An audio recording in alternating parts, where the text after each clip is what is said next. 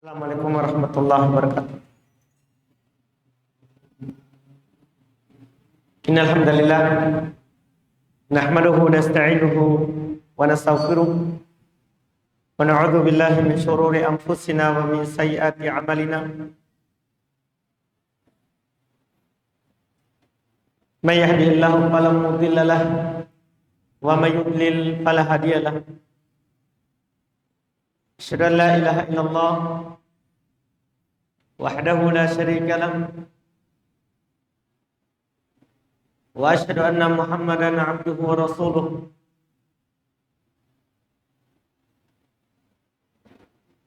Sallallahu alaihi wa ala alihi wa ashabihi wa man tabi'ahum bi ihsan ila yaumiddin. Amma ba'd.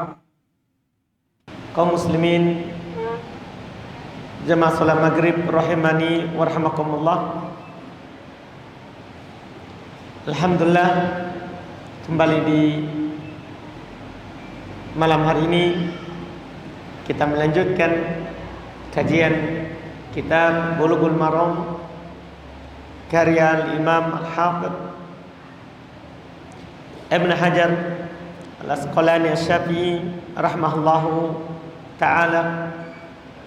Di malam hari ini alhamdulillah kita masuk pembahasan yang baru, bab yang baru terkait dengan syarat sahnya sholat, yaitu hal-hal yang dilakukan atau yang harus dilakukan sebelum kita memulai sholat.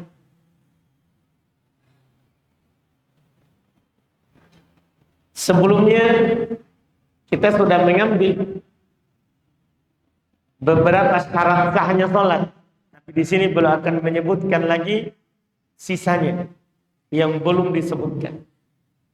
Seperti yang kita sudah pelajari, di antara syarat sahnya sholat adalah Islam. Artinya sholat itu akan diterima kalau seorang itu muslim, sudah bersyahadat dengan dua kalimat syahadat. Syarat yang kedua harus al-aqlu. Orang yang melakukan sholat itu orang yang berakal. Syarat yang ketiga, orang yang melakukan sholat itu harus at-tamyiz, bisa membedakan mana perbuatan sholat, mana yang bukan. Juga di antara syarat juga telah kita bahas masuknya waktu. Ini syarat diterimanya sholat. Di antara juga yang kita sudah bahas adalah at-thaharah. Seorang sholat harus berwudu. Iya, dari hadas kecil. Dan ketika dia berhadas besar, maka harus suci dari hadas besar. Seorang perempuan harus suci dari haid, harus suci dari nifas. Kemudian laki-laki dan perempuan harus sudah mandi junub apabila dia junub. Apakah sebabnya karena mimpi atau sebabnya karena hubungan suami istri atau hal lain yang membuat keluar maninya, maka syarat diterimanya sholat dia berthaharah. Ini 5 syarat ini sudah kita bahas di pertemuan-pertemuan kita sebelumnya. Nah, di sini akan ditambah oleh penulis beberapa syarat yang belum singgung atau sudah disinggung tapi dikuatkan di sini. Seperti seorang yang sholat harus suci dari najis. Seorang yang sholat harus menutup aurat. Seorang yang sholat harus menghadap kiblat. Ini hal-hal yang belum sebutkan. Kita akan sebutkan melalui hadis yang belum jelaskan. Kata beliau rahimahullahu taala, babus syurutis shalah. Bab syarat salat. Yaitu kalau ini tidak ada salat. Tidak terpenuhi ini yang beliau sebutkan nanti, maka tidak terpenuhi salat. Beliau akan sebutkan di bab ini banyak hadis, apakah sahih ataupun dhaif. Kata beliau, hadis yang pertama yang beliau sebutkan di bab ini, An Ali ibn Talq radhiyallahu taala anhu qala Rasulullah sallallahu alaihi wasallam, idza fasa ahadukum fis shalah falyansarif walyatawadda wal yu'idis shalah. Rawahul khamsah wa sahahu Ibnu Hibban. Kata beliau dari Ali ibn Talq radhiyallahu taala anhu, dia berkata, Rasulullah sallallahu alaihi wasallam bersabda, "Idza fasa ahadukum," apabila salah seorang dari kalian fasa. Fasa ini kentut tapi tidak berbunyi. Itu fasa. Kalau kentut yang berbunyi lain bahasa Arabnya, turun. Iya. Jadi kalau salah seorang dari kalian kentut fis shalah, dalam salat, yang sorry, maka harus dia batalkan salatnya. Dia harus keluar. Wal yatawadda, dan dia berwudu. Wal yu'idis shalah, dan hendaklah dia mengulang salatnya. Kata beliau, rawahul khamsah, diriwayatkan oleh Imam 5, yaitu Imam Ahmad, Abu Daud, An-Nasai, ya, At-Tirmidzi, dan Ibnu Majah. Diriwayatkan oleh Imam 5 dan disahihkan oleh Ibnu Hibban. Hadis ini yang belum sebutkan ini adalah hadis yang dhaif, disebabkan karena dalam sanadnya ada rawi yang bernama Muslim Ibnu Salam Al-Hanafi. Dia adalah rawi yang majhul hal.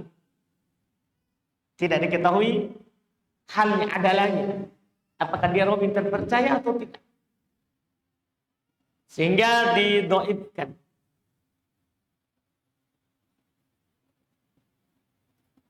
Yang beliau ingin tunjukkan pada kita adalah di hadis ini, seorang kalau berhadas harus berwudu baru salat. Kapan dia berhadas, maka batal wudunya. Ini disepakati. Kita tidak berdalil dengan hadis dhaif ini. Kita berdalil dengan hadis yang lebih sahih. Ada hadis Abu Hurairah, riwayat Imam Al-Bukhari dan Imam Muslim. Beliau sudah sebutkan di pembahasan wudu. Makanya tidak diulang di sini. Nabi SAW bersabda, "La yaqbalullahu sholata ahadikum idza ahdatha hatta yatawadda." Allah Subhanahu wa taala tidak menerima salat salah seorang dari kalian apabila dia berhadas sampai dia berwudu. Iya. Ini lebih jelas hadisnya. Itu yang kita pakai. Adapun ini hadis dhaif. Apabila salah seorang dari kalian kentut dalam salat, maka hendaklah dia keluar dan dia berwudu kemudian ulang salat dari awal. Artinya hitung dari nol. Tidak melanjutkan. Tidak melanjutkan. Ini jelas dari hadis-hadis yang sahih. Kemudian beliau berkata, wa Aisyah radhiyallahu taala anha qalat, qala Rasulullah sallallahu alaihi wasallam, man asabahu qai'un aw ru'afun aw madhyun falyansarif falyatawadda thumma liyabni ala salatihi wa huwa fi dzalika la yatakallam.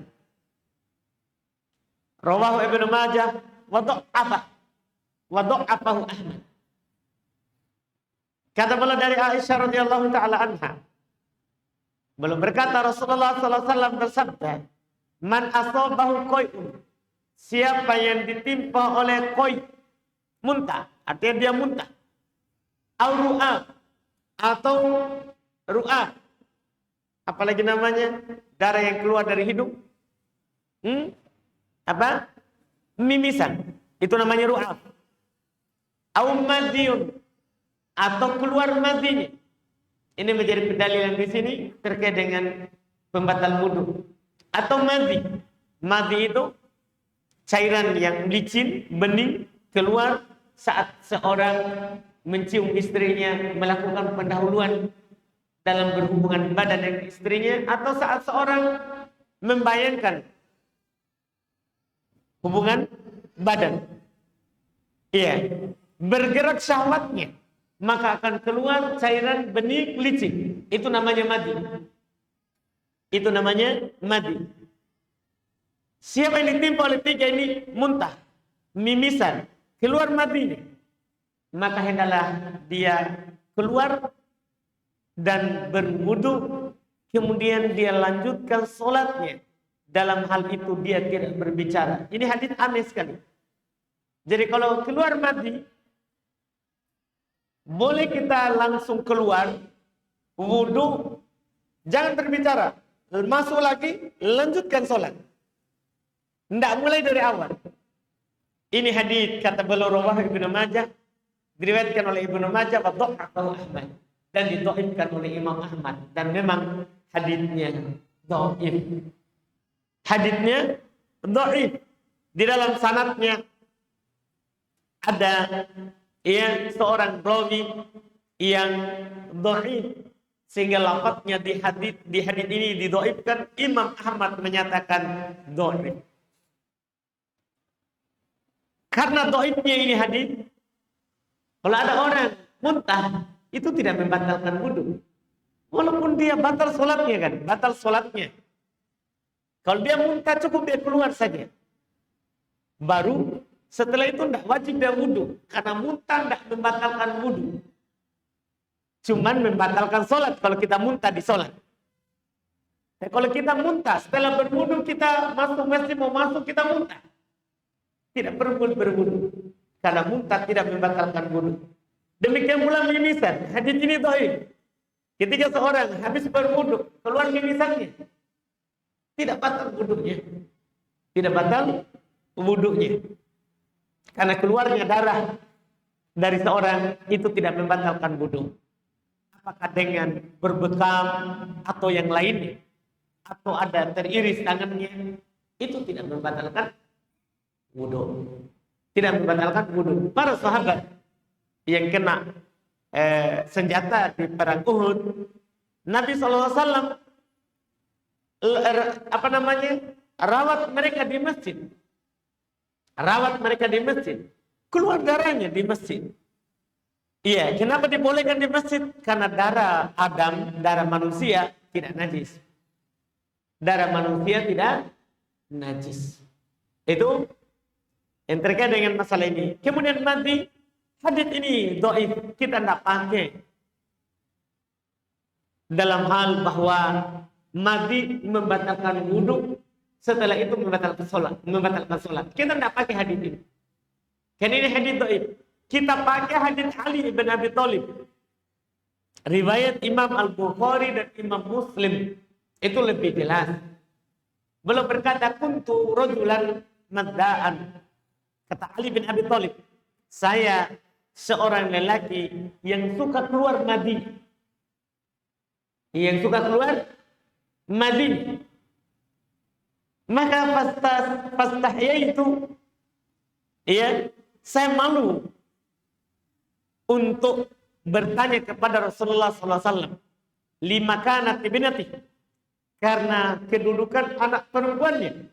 Karena kan istri dari Ali bin Abi Thalib adalah putri Rasulullah, Fatimah. Jadi belum malu menanyakan itu kepada Rasulullah.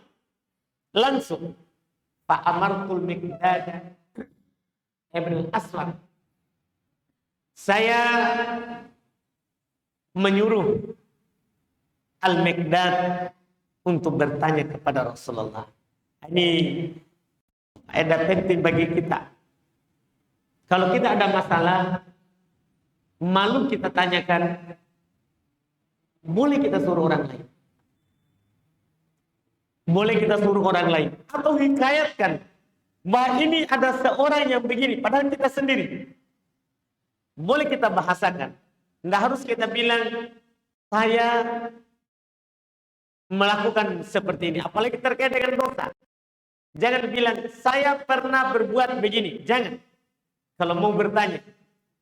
Bertanyanya bagaimana kalau ada seorang yang melakukan seperti ini. Ada seorang. Beda itu bahasanya. Karena terkait dengan dosa, dosa itu dimaafkan. Kecuali yang terang-terangan. Maksudnya, yang ceritakan dosanya setelah Allah menutupinya. Iya, setelah Allah menutupinya. Itu masalah. Jadi kalau kita berbuat salah, ingin kita tanyakan hukumnya, boleh dibahasakan dengan bahasa lain. Untuk mengetahui hukumnya. Atau menyuruh orang lain untuk menanyakan hukumnya. Maka Al-Miqdad bertanya kepada Nabi SAW tentang madi. Kata Nabi SAW kepadanya, untuk menjelaskan hukumnya jika ada seorang yang ditimpa oleh madi. Kata Nabi, iksil dakarok wa tawaddu. Suci kelaminmu, kemudian berwudu. Ini menunjukkan bahwa madi membatalkan wudu. Membatalkan wudu. Ini disepakati, tentunya tidak ada silang pendapat. Keluarnya madi adalah membatalkan wudu. Walaupun hadis yang ada di hadapan kita adalah hadis yang dhaif, kita tidak pakai. Kemudian berikutnya, kata beliau rahimahullah, kita langsung baca 4 hadis. Karena 4 hadis ini satu penjelasan, satu pembahasan yang ingin disampaikan oleh penulis. Kata beliau, an Aisyah radhiyallahu taala anha, qalat anin Nabi sallallahu alaihi wa alihi wasallam qala, la yaqbalullahu sholata haidin illa bi khimar. Rawahul khamsa illa an-Nasa'i wa sahih Ibnu Khuzaimah. Wa an Jabir radhiyallahu taala anhu qala anna an-nabiy sallallahu alaihi wasallam qala lah, in kana thawbu wasi'an faltahib bih, iya'ni fi sholati wa li muslimin fa khalif baina tarafai, wa in kana dayyiqan fatazir bih, muttafaqun alaih. Wa lahuma min hadits Abi Hurairah radhiyallahu taala anhu qala Rasulullah sallallahu alaihi wasallam, la yusalli ahadukum fi thawbil wahid. Qala la yusalli ahadukum fi thawbil wahid laisa ala atiqihi minhu syai'. Wa an Ummi Salamah radhiyallahu taala anha annaha sa'alatin Nabiy sallallahu alaihi wasallam atusalli al-mar'ata fi dir'in wa khimar bi ghairi izar.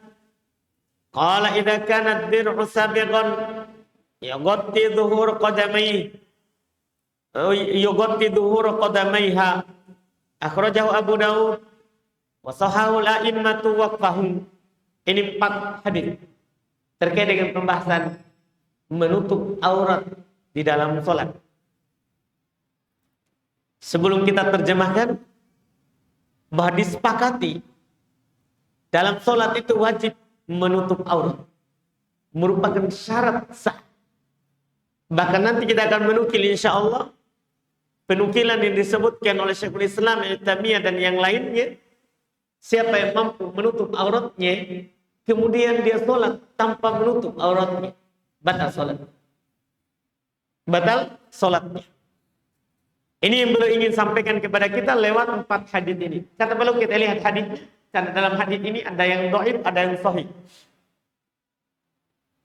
Kata beliau dari Aisyah radhiyallahu taala anha, dari Nabi sallallahu alaihi wasallam, beliau berkata, Allah tidak menerima solat seorang perempuan yang telah haid kecuali dengan khimar. Itu yang menutupi dari kepala sampai ke bawah, dadanya dan ke bawah. Ini kata beliau diriwayatkan oleh Imam 5 kecuali An-Nasa'i. Berarti Imam Ahmad, Abu Daud, At-Tirmidzi, Ibnu Majah. Yang tidak meriwayatkannya adalah An-Nasa'i.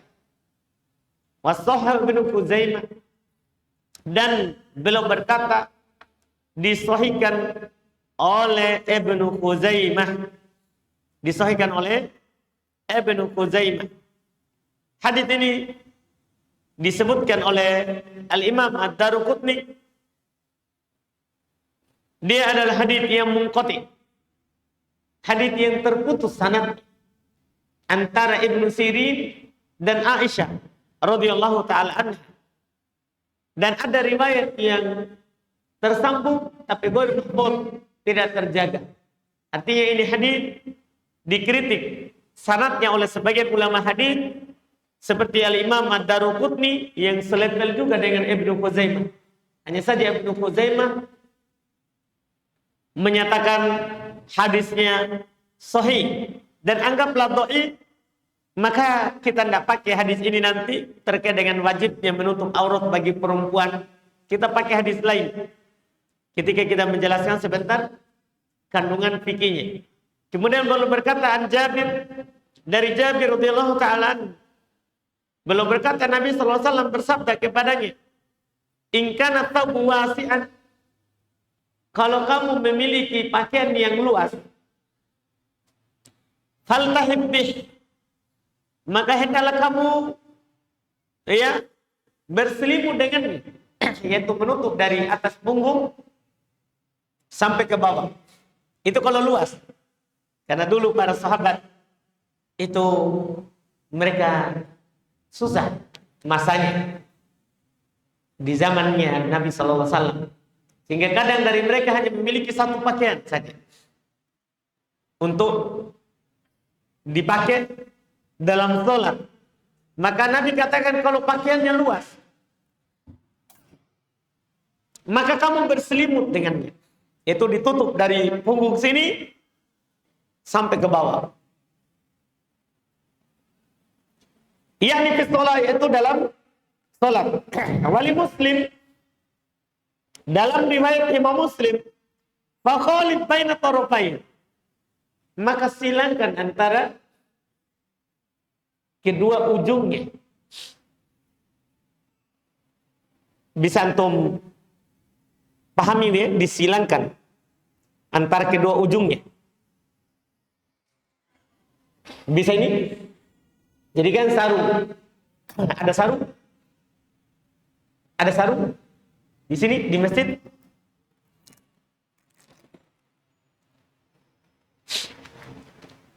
Panitia masjid ada sarung?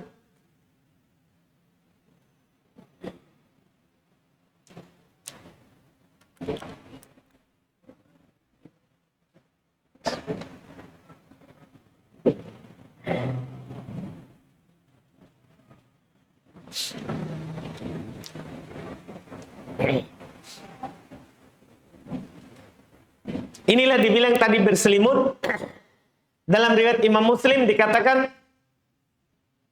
silangkan antara kedua ujungnya. Jadi kita anggaplah tidak pakai apa-apa. Kita tidak punya baju. Ya kan? Tidak punya baju. Terus pakaiannya cuma satu.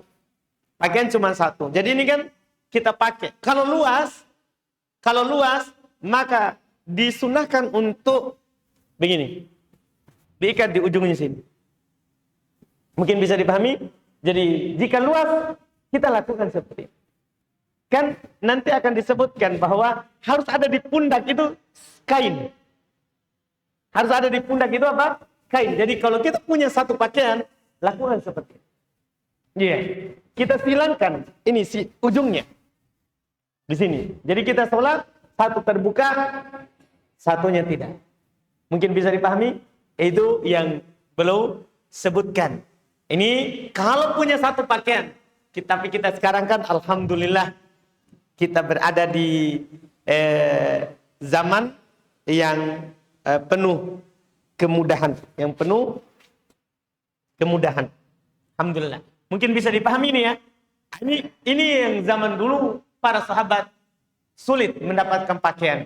Itu kalau punya satu pakaian, lakukan seperti itu. Siapa tahu juga kita ya berada dalam suatu keadaan seperti itu. Misalnya ya Pak Dodi pergi berenang ke laut, pakaiannya semua basah, sisa sarung. Mau sholat duhur di sana, tadinya kira akan pulang cepat. Duhur di daerah di rumah, ternyata tertahan di sana, sisa sarung yang kering. Ya, lakukan sholat duhur dengan cara tadi. Lakukan sholat duhur dengan cara yang tadi itu. Pakai sarungnya seperti itu. Itu kalau luas. Bagaimana kalau sempit? Kalau kita seperti itu tadi, akan menyebabkan naik. Kan selamanya sarungnya panjang. Kalau sarung kita panjang, sarung kita kan panjang.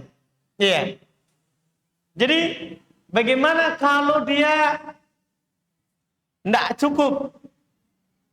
Kata Nabi, wa in kana doyikon fattazir bih. Kalau sempit, maka bersarunglah dengannya. Tahu ya, bersarung ya? Yaitu kita lakukan seperti biasa. Ya, seperti biasa. Kita bersarung di sini. Ini namanya bersarung. Karena sarung itu adalah pakaian yang dipakai dari pusat ke bawah. Itu sarung. Itu sarung. Jadi kita pakainya dari pusat sampai ke bawah. Ini kalau tidak punya kecuali satu pakaian.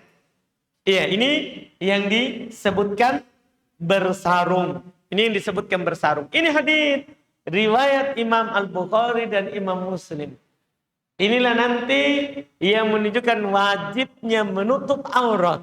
Dan akan dijelaskan nanti karena ini Nabi berkata kepada laki-laki. Nabi berkata kepada laki-laki.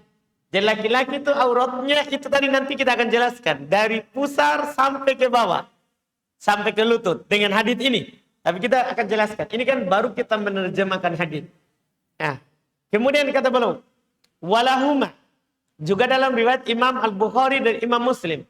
Min hadithi Abi Hurairah. Dari hadis Abu Hurairah radhiyallahu taala an, la yusalli ahadukum fi thawbil wahid laisa ala atikihi minhu syai. Ini yang mendukung tadi. Janganlah salah seorang dari kalian salat yang tidak dalam satu pakaian yang tidak ada sesuatu di atas punggungnya. Keterangan itu dikompromikan. Jadi harus ada sesuatu di pundak. Harus ada sesuatu di mana? Di pundak. Tidak boleh sholat pakai satu pakaian. Yang tidak ada di pundaknya sesuatu. Ini tadi kalau memungkinkan. Paling sedikitnya memang kalau sempit, maka bersarung. Bahkan nanti kita akan sebutkan masalah bagaimana kalau tidak ada sama sekali pakaian. Apa harus dia lakukan? Apakah dia tidak sholat saja? Itu nanti. Ini kan keadaan paling susahnya.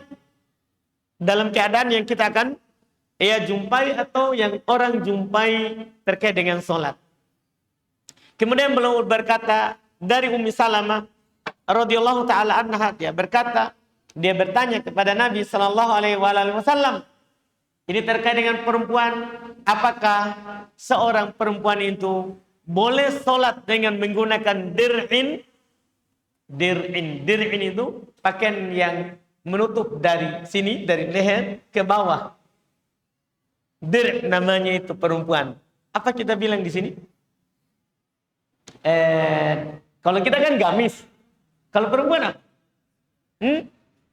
Mantap. Daster. Itu dir'. Itu dir'. Jadi Ummu Salamah bertanya kepada Nabi SAW, apakah perempuan sholat boleh memakai dir, daster dan khimar, kudung, yang menutup dari kepala, bigoir hizar, tanpa pakai sarung, karena yang paling sempurna kan seorang perempuan kalau sholat pakai jilbab sholat, daster, Jangan tanpa daster. Daster sama sarung. Sarung itu kan yang dipakai dari pusar ke bawah. Kemudian dasternya tadi dari yang menutupi dadanya. Dari atas sini sampai ke bawah. Kemudian khimar yang kerudung sholat. Jilbabnya. Jilbabnya. Tapi ini Ummu Salamah menanyakan, apakah perempuan boleh sholat hanya pakai daster dan jilbabnya? Tanpa sarung. Qala, kata Nabi, idza kana dir'u sabighun, kalau dasternya itu adalah luas, yugotti duhur qadamaiha, yang menutupi kedua kakinya. Artinya boleh di situ. Kata beliau, akhrajahu Abu Daud wa sahahu al-a'imma waqfah. Dikeluarkan oleh Imam Abu Daud tapi disahihkan oleh para imam hadis. Ini hadis mauquf, bukan ucapan Nabi, ini hanya dari ucapan Ummu Salamah radhiyallahu taala anha, radhiyallahu taala anha.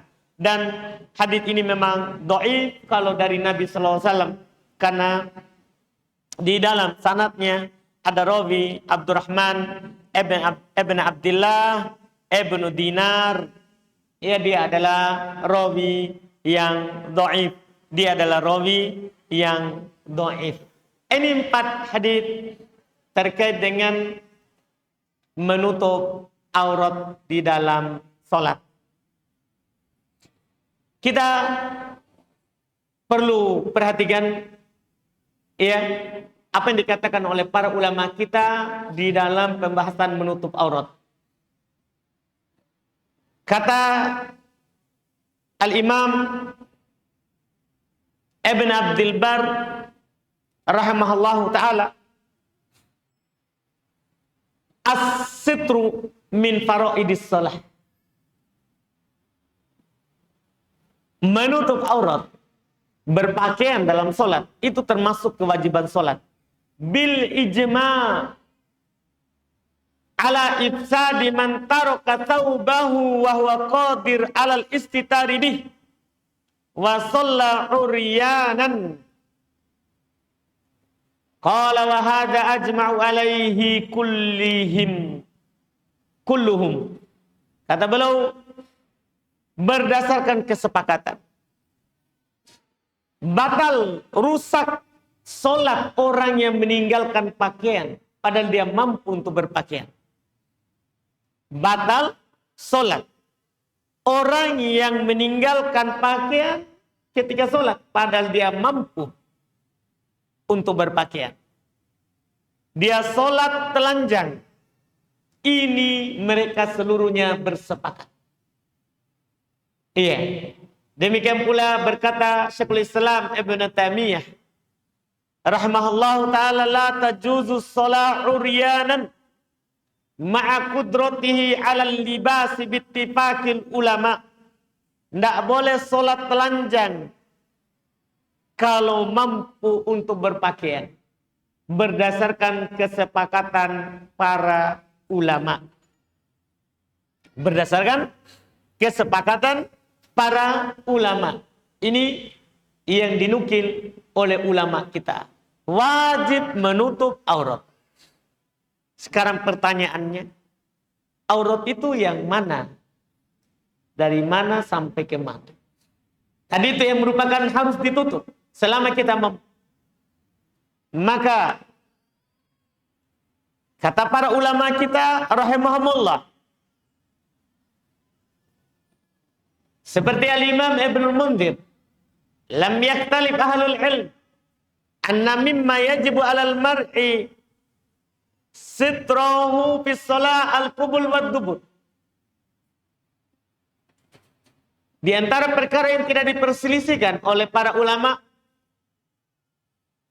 di antara yang wajib ditutup oleh seorang dari auratnya adalah al-qubur wad dubur. Dubur, bagian depan dan bagian belakang. Ini aurat berat. Kemudian, bagaimana kalau pusar dan paha? Lutut. Pusar dan paha atau lutut. Maka di sini para ulama kita membedakan di dalam sholat dan di luar sholat. Harus kita pahami baik-baik. Sekali lagi, jangan campur. Jadi ini pembahasan dua. Pertama terkait dengan di dalam sholat.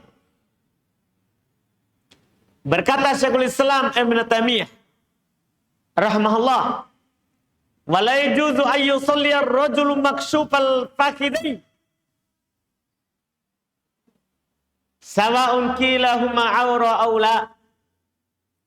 Kata Syekhul Islam Ibn Taimiyah, tidak boleh seorang itu sholat dalam keadaan terbuka kedua pahanya. Sama saja apakah itu dikatakan aurat atau tidak. Karena para ulama berselisih pendapat, apakah paha itu aurat di luar sholat ya? Atau bukan? Kan berselisih. Adapun dalam sholat, antum mau berpendapat, paha ini aurat atau tidak di luar sholat? Mau antum pilih pendapat yang mana? Mau antum bilang aurat yang saya kuatkan? Atau antum bilang menurut pendapat yang saya baca bukan aurat? Iya, bukan aurat.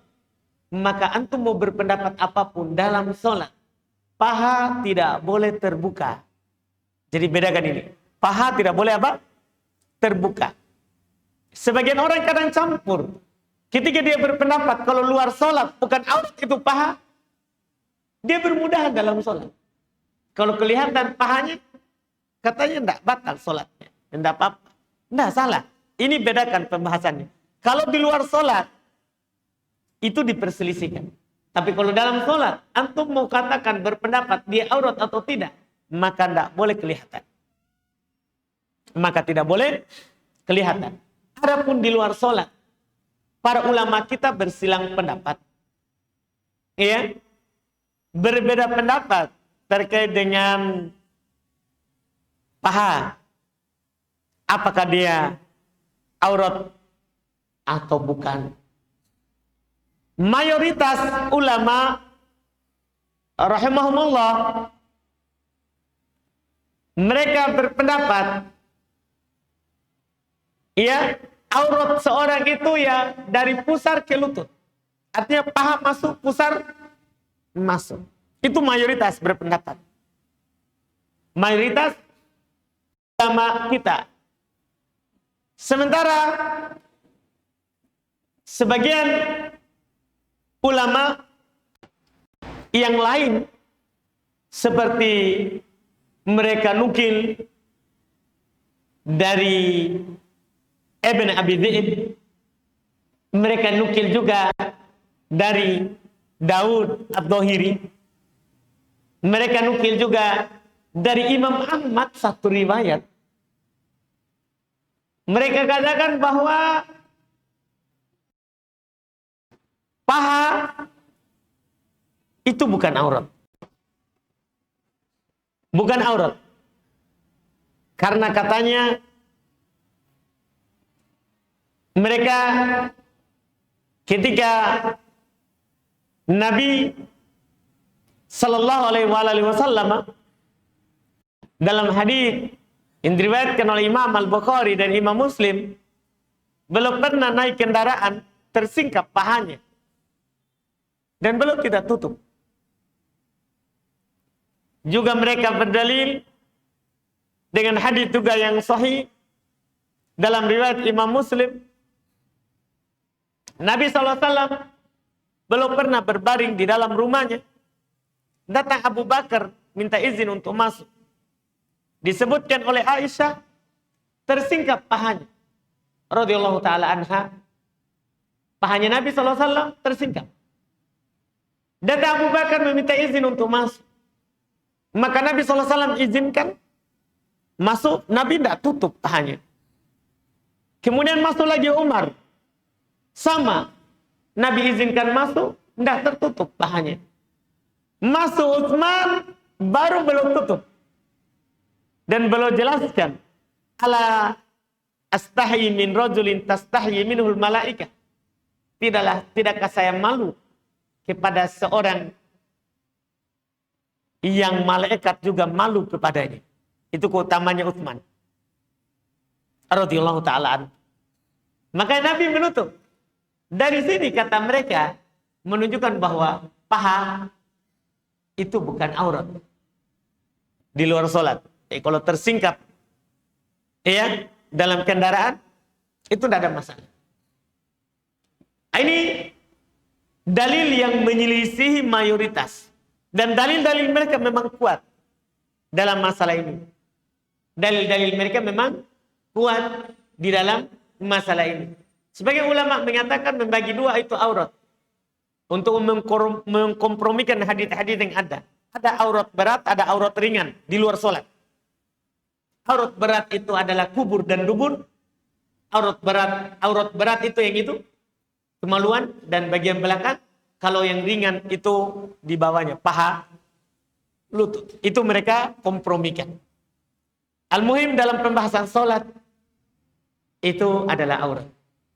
Itu adalah aurat.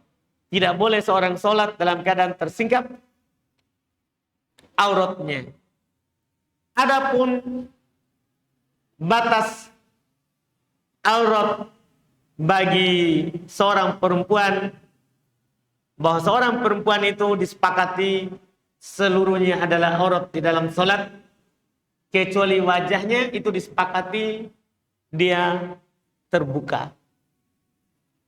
Iya, apakah dia pakai 3 khimar sarung ataupun tidak? Yang penting dia tertutup semuanya kecuali wajah. Kecuali wajah.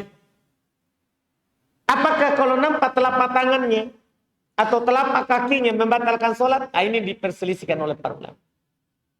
Kenapa diperselisihkan? Karena hadis tadi yang kita baca dhaif. Yang Nabi katakan kalau menutup kakinya itu dhaif. Sehingga para ulama bersilang pendapat. Bagaimana kalau dia tersingkap telapak kakinya? Atau tersingkap telapak tangannya? Apakah membatalkan sholat? Maka disebutkan oleh Syekhul Islam Ibnu Taimiyah rahimahullah, karena tidak adanya dalil, itu tidak membatalkan sholat. Adapun punggung tangannya, punggung kakinya, batal sholatnya. Batal sholat.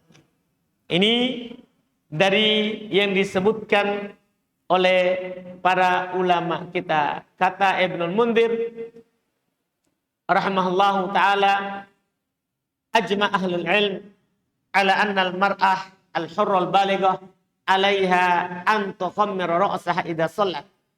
Sepakat para ulama bahwa seorang perempuan yang merdeka dan sudah balik wajib baginya untuk menutup kepalanya jika dia salat. Wa ala annaha in salat wa jami'u ra'siha makshufa anna salatah fasidah wa anna 'alaiha i'adatus shalah. Dan juga para ulama bersepakat kalau ada seorang perempuan salat kepalanya terbuka maka salatnya rusak, wajib baginya ulang. Ini kepalanya, apalagi di yang lain. Dan wajahnya boleh terbuka. Ini juga disepakati oleh para ulama.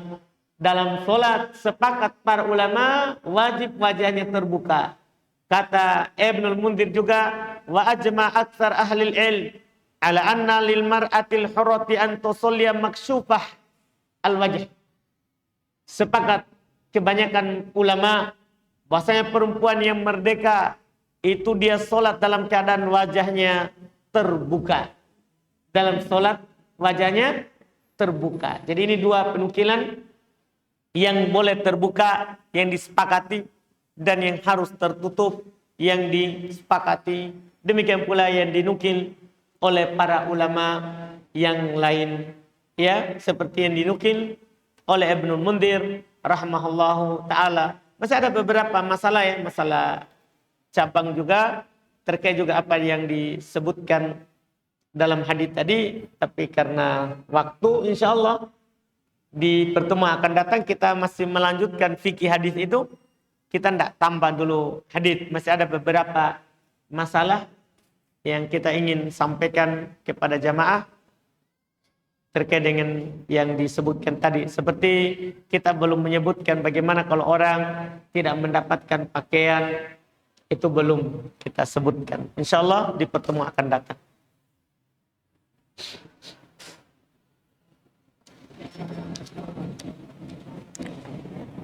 Kita baca beberapa pertanyaan di sini. Apakah boleh wanita sholat dengan jari tangannya tidak tertutup? Berarti kalau jari kan berarti punggungnya ada, kelihatan. Tidak boleh. Yang tadi itu sedikit diperselisihkan telapak tangan. Telapak tangan kalau dia bertakbir. Iya. Kalau bagian punggung tangan itu membatalkan sholat. Tidak boleh. Dia tersingkap.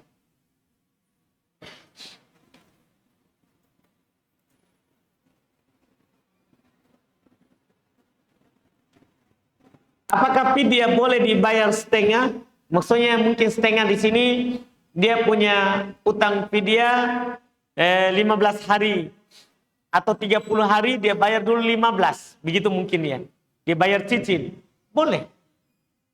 Boleh sesuai dengan kemampuannya. Tidak harus dia bayar full langsung. Boleh dia bayar sebagian dulu baru akhirkan sebagian.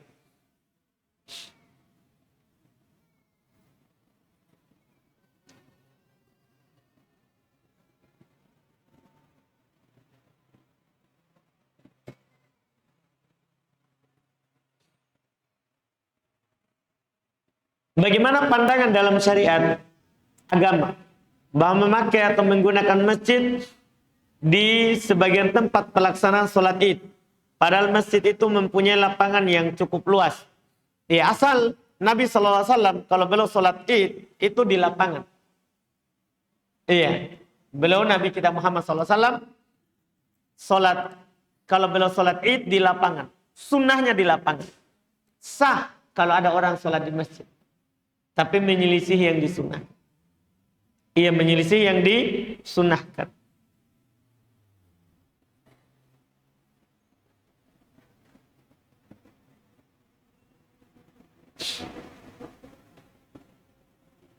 Bagaimana misalnya besok sudah ada yang berkurban, sedangkan yang mengikuti belum sholat id.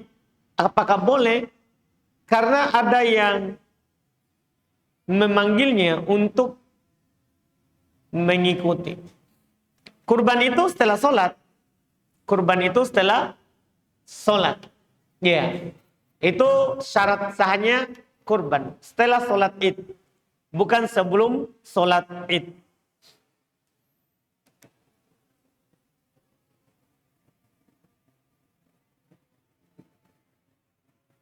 Bagaimana adab yang baik saat kita ingin menegur atau menasihati seorang yang ada di dalam grup WhatsApp? Tergantung maslahat dan mafsadanya. Kalau memang itu akan menjadi nasihat untuk dia dan akan menjadi nasihat untuk yang lain, tegur di grup. Dengan memperhatikan apakah dia akan tersinggung atau tidak.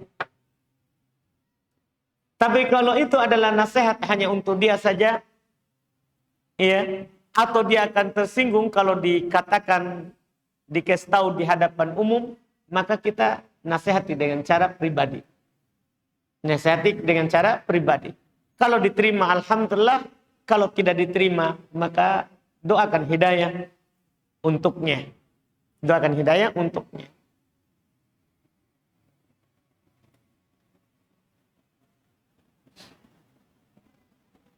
Apakah berdosa orang yang menyelisih pemerintah dalam berhari raya? Tentunya, karena kita diperintahkan untuk taat pemerintah. Allah gandengkan perintah taat pada pemerintah itu perintah taat kepadanya. Ya ayyuhalladzina amanu atiiullah wa atiiur rasul wa ulil amri minkum. Wahai orang-orang yang beriman, taatilah Allah, taatilah Rasul dan pemimpin kalian. Pemimpin kalian. Juga Nabi SAW mengatakan as-sawmu yawma tasumun. Ya, wal fitru yawma tuftiru. Puasa itu adalah saat orang pemerintah berpuasa dan berbuka berid saat pemerintah berid. Iya. Saat pemerintah berid.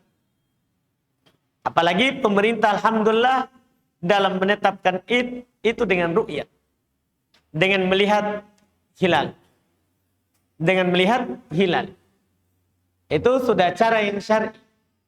Itu sudah cara yang syar'i. Iya. Walaupun tahun ini kita berbeda dengan negara yang lain, ya negara yang lain melihat, kita kan tidak lihat.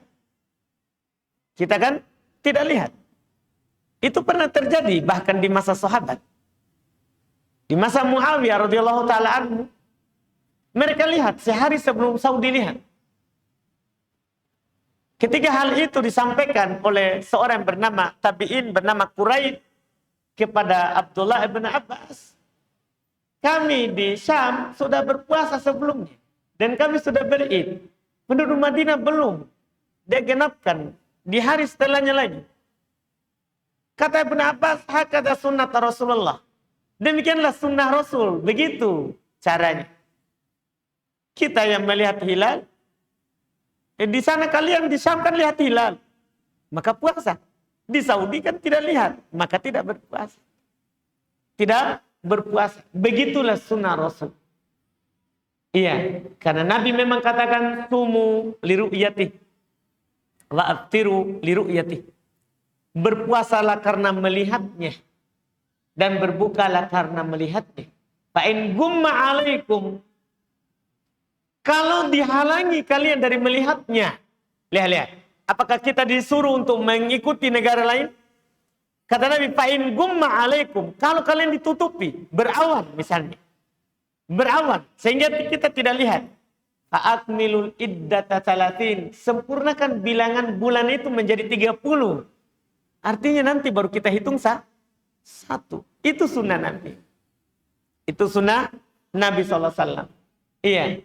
Dan bahkan ya, yang berpendapat bahwa matlak satu, seluruh dunia ini satu. Artinya walaupun negara kita tidak lihat tapi negara lain sudah lihat, wajib kita ikut.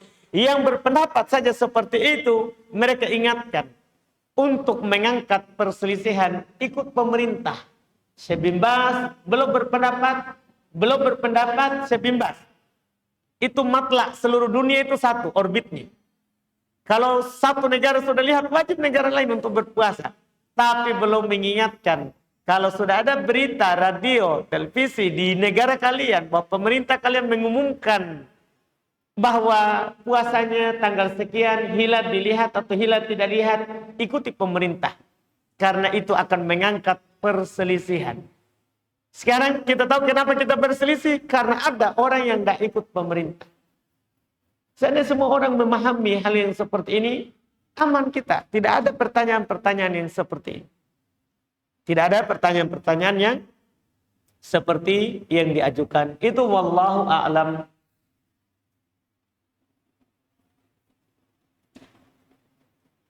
Sini ada pertanyaan berikutnya. Jadi kalau misalnya seorang keluar madinya dan mengenai celana atau pakaiannya, maka apakah ia boleh memakai pakaian tersebut untuk sholat?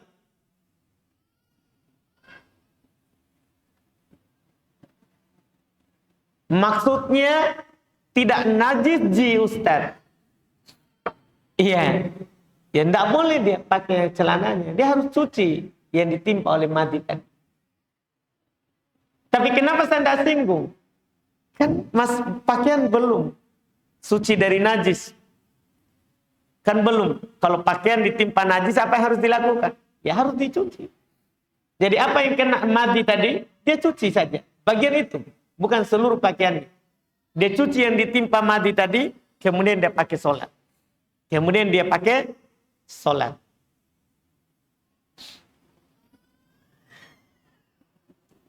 Tolong diulangi sedikit Ustaz. Apakah lutut itu aurat kalau di luar sholat? Kita bilang aurat ringan.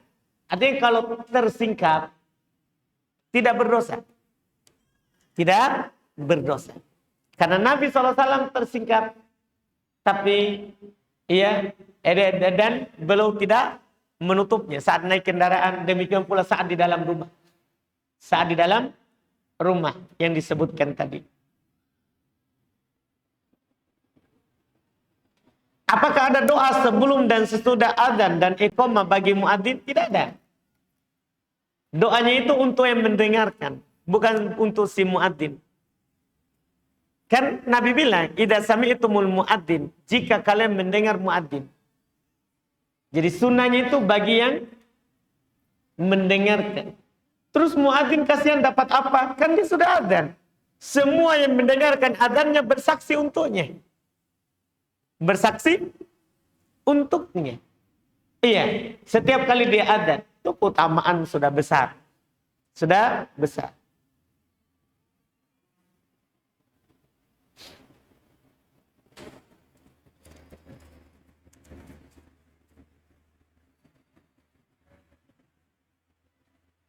Ini berarti berulang tadi sama.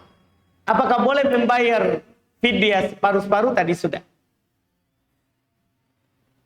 Misalnya kita tidak mampu membayar sekaligus. Kita sudah katakan tadi, alhamdulillah boleh.